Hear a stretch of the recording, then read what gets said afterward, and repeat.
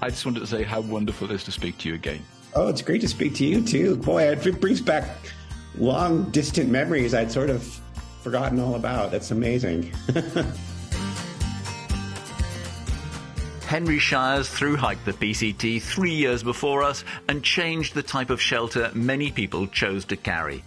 Previously, the choice was tent or tarp, but Henry came up with something between the two, the tarp tent. Homemade gear was a big thing in our day, so I'm keen to find out how that changed and how tarptent.com became an international business. We'll get to that. Back in 2002, Henry was a board member of the Pacific Crest Trail Association, and we'd spoken about the threats to the trail from hiker numbers and land development. I'll replay him his predictions and see how right he was. Before that, though, something I hadn't asked him 20 years ago. Why did he hike the PCT? I ran into some people who were partway through the trail up on the Oregon-California border a couple years prior. And I had known about the PCT for a long time and just thought it was only doable by superhumans. And I ran into these people and I could tell right away that, they weren't more athletically gifted than I was. And it just launched my whole, like, oh, I got to do this because I've known about this trail for a long time. Anyway, that's the short story. But when I sat down and I really took a look at it and I started researching, I just found that all my backpacking equipment was ancient and heavy. And then I ran into some material about, sort of the whole going lighter ethic. And I just, I went to our local Sears and I bought a sewing machine and I said, well, I'll just make a few things. And one of the things I'm going to make is a solo shelter. And I published some plans for it. I kept a daily trail journal and I kept getting emails from people along my hike going, hey, we're loving your trail journal. And what's this tent you're using? And so I published some plans for how to make it. And then I came home and I kept getting requests to have me make it. And like, no, I hate sewing, but here's some plans, have fun. And that would have been the end of it. But then my wife borrowed it the following year to go hike the JMT and came home and complained it was too hard to set up. So I sort of went to work and tried to make her a simpler product. And it just all sort of snowballed from there. But anyway, back in the day, was a very different time. The number of people doing the trail was dramatically smaller. I think in my year, there were maybe a few hundred people attempting it. And now we're, in the many thousands and thousands. And as you probably remember, I mean, a lot of us were relying on, well, not only people at home to help us send us materials or whatever, but just the scattered trail angels who were sort of there to help with water and resupply and all that. And it felt like it was a very different world. It was much more sparse and I think more personal in some sense, that you got to know people along the way. And I think now it feels to me more impersonal in the sense there's just so many people you couldn't possibly, know some decent percentage of the people doing the trail or are helping out. I'm looking forward to speaking to two hikers who did the trail last year, a young couple, very similar position than we were, because I'm cautious that I don't want to sound like some old boomer who just says it's better in my day, because I'm sure it's changed, but things are different. But sticking with the kit for a moment, because just your reply made me think of the Ray Jardine business, because in one of his books, he do what you did. He published plans for a tarp, for a backpack, and when we did it, Go Light had bought the rights to those and were manufacturing versions of them, Kim and Coop. So it was starting to, I don't know, kind of industrialize. I mean, what was the stage at which you thought, this might be more than a hobby? Well, because am I right in thinking you were a teacher? I was I have teaching experience. I was involved in teaching prior to the hike. Yeah. Okay. Yeah. When we launched the company officially, it was in April of 2002. We had all this interest prior to that, here's the plans and make your own and whatever. And then I found a friend of a friend who was a seamstress, and I thought, well, we'll make a few, and I'm just going to put it out there because we keep getting the request to make them. It's like, well, okay, there'll be 30 other crazy people in the world who will want one, and that'll be the end of it. And we'll fulfill global desire for this thing. And I remember we turned on the website and we had, I think, something close to 30 orders the first day, which just blew my mind. I was like, what, are you kidding me? How could the entire global population want one on the first day? This is just the one design you had. Yeah. The one we used, presumably. I think so. Would have been the Virgo or the Squall. Yeah, it just had the little mesh at the side, no floor. Yep. And so I had no way to handle that kind of demand back in the day. And we used to take orders, and then months later would get something finished back from my friend's sister in New Hampshire. And anyway, it was kind of wacky for a couple of years until I found real manufacturing. But I had no intention of truly starting a company. I just didn't think there'd be enough interest. I just thought that this is silly. These are just, fringe people like me who might want something light to do a long distance walk. So what changed? Although actually I'm remembering one thing that's coming back to me, and I'm sorry, Henry, because we did actually have a little email about what we would discuss in this, but actually the conversation is prompting thoughts in my mind, so I apologize for this. Mm-hmm. Didn't you have some way of doing a particular geometric curve in your tent that you tried explaining to me, and I remember thinking that's really quite clever and very sophisticated that you could and it would shed water quite well. Have I just dreamt that? Is that 20 years of... No, I think what you're referring to is something called catenary curve. Okay. So gravity pulls down on everything, right? So it's physically actually impossible to have, let's say we talk about a simple A-frame tarp. So you have, support structure at each end, and it's just two flat rectangles sewn together along the top seam. That's your classic kind of A-frame tent. But it's physically impossible to actually maintain that perfectly rectangular shape, because gravity pulls down on everything.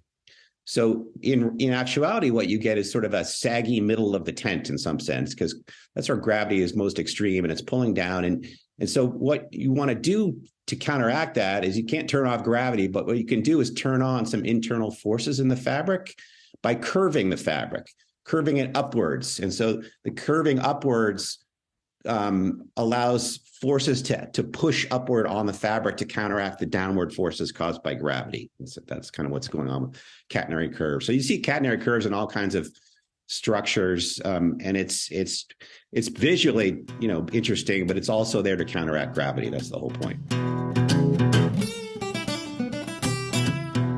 Everybody that I knew who started sort of roughly at the same time I did, it all came out of a passion for doing what we love to do, which is to walk long distances.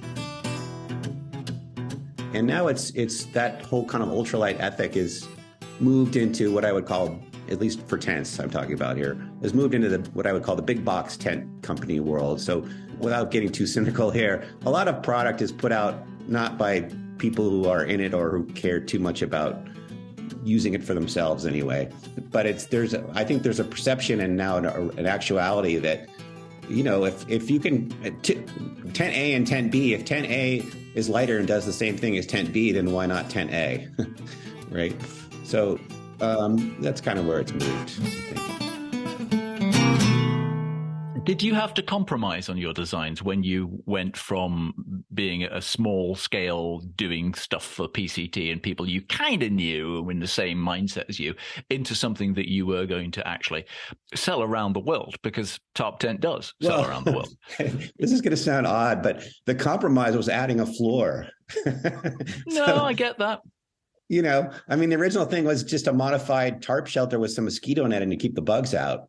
And then the floor was just going to be whatever you have for a ground sheet that you would normally carry anyway to sleep on. So I remember having this discussion now 2 decades ago with someone who's like, well, you're never going to make it unless you add a floor into your tents. So I was like, well, okay. So we used to make them optional, but now with one exception, now everything has a floor. And that was it. That was the only change to the original idea. You've got more designs, obviously.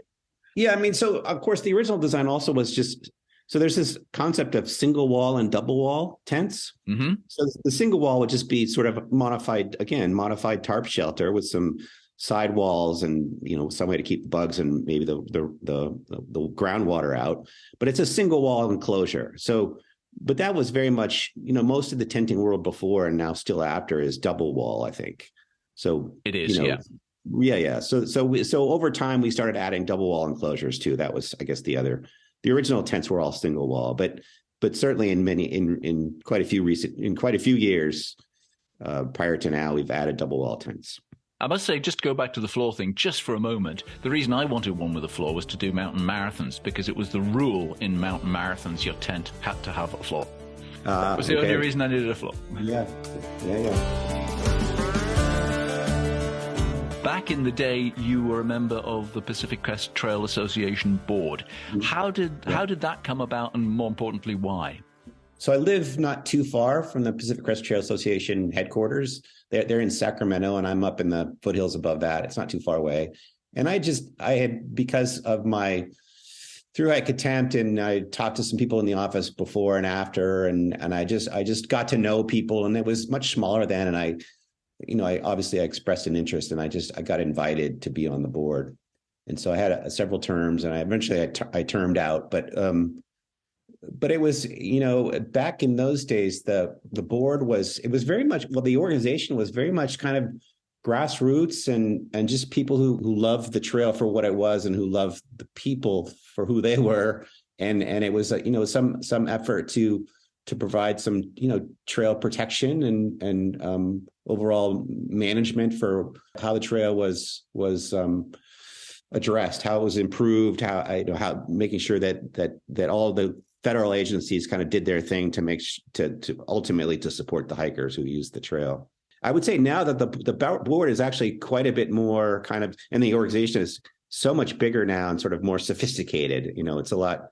It's a very different animal than it was when I was on it, I think. So the budgets, I mean, when I started, the budgets were, well, literally like a few tens of thousands of dollars, and now we're talking many millions of dollars, and a lot more staff, and a lot more just meetings with federal agencies, and a lot more people to support. So the trail, what the PCTA does now, what it's always done, is it's ultimately the organization that hands out permits. So the United States Forest Service is ultimately the federal agency in charge of the whole trail, but there are lots of other agencies involved too, because the land passes through so many different jurisdictions.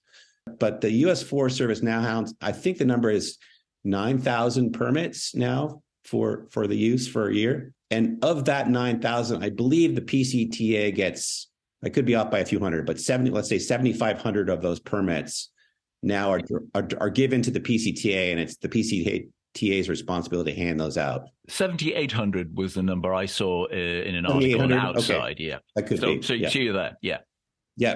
So, that's many orders of magnitude, of course, over what it once was. And it's just a lot more, it just requires a lot more staff and infrastructure and all that to handle all of those requests, if nothing else. Yeah. As we heard in episode 4, we met Henry Shires back in 2002 and talked about the future of the trail, in particular, the threats it faced from growing hiker numbers and development. This is part of that conversation that took place in a cafe in the town of Lee Vining.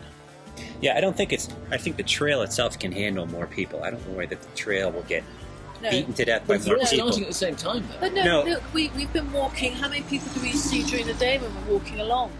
No, it's when you stop. You don't, because you're moving roughly the same speed. But the challenge is maintaining the wilderness component to this trail. No, for much of the trail, it will be many of our lifetimes before that's threatened. But there are certainly sections, and you've come through them already, that are very seriously impacted right now by development. And because of the rate of growth of Southern California, it will only go downhill from here, unfortunately. Do you think this trail would still have the same quality for the person if there were the numbers of people doing it that are doing it, or we hear are doing the Appalachian?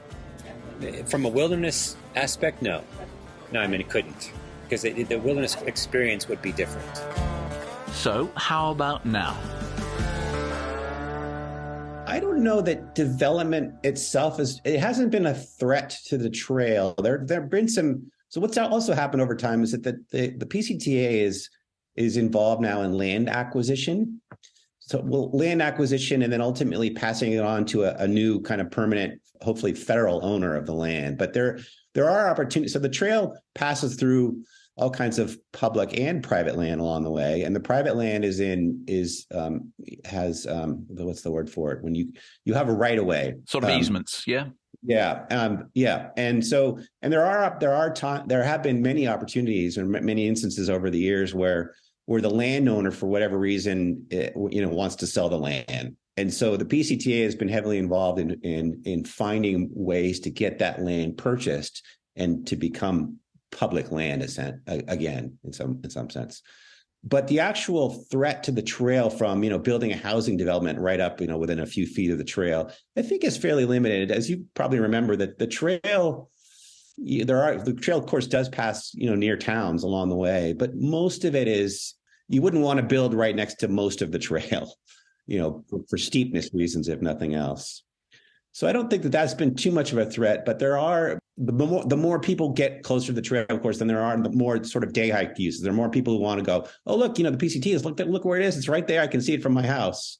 Mm-hmm. So there's been more kind of day use interest, I think, in the trail over the years, because it's that much closer to where you live. Which has to be a good thing, really. Yeah. Has it changed? It obviously changed. Has it? Have the numbers damaged the trail experience for the hiker?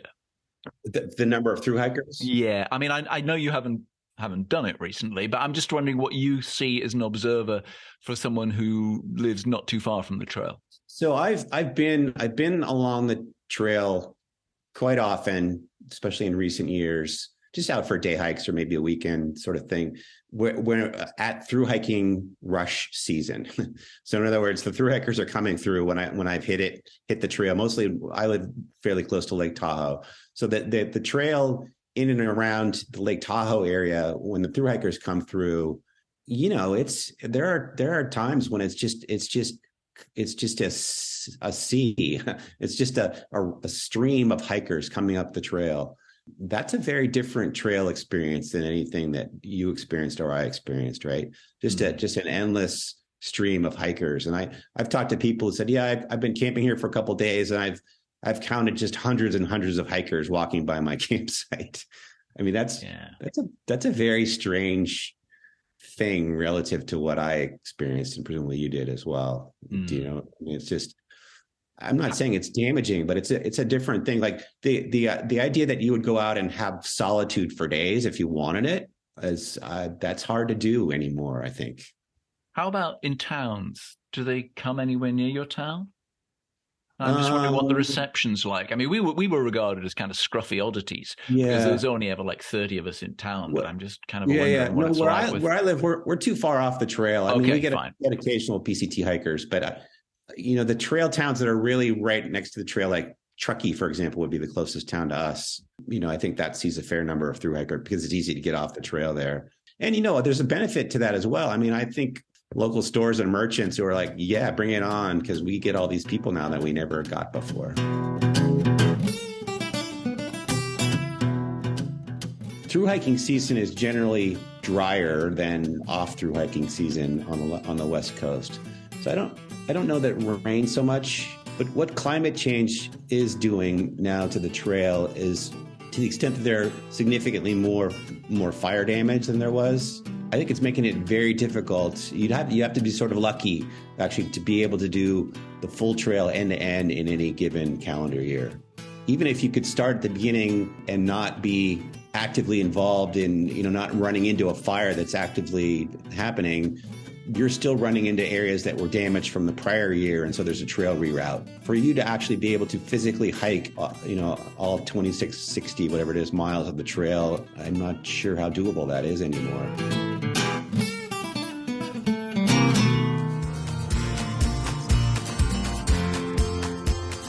In the next episode, I'll put that point to a couple who hiked the trail in 2022, exactly 20 years after us, and only just made it before the very last section was closed. On our hike into the terminus, we could see the fires over the hilltops, and then on our way back from the terminus, the wind had changed and the fires were just in the span of hours, you could see them getting way, way, way bigger.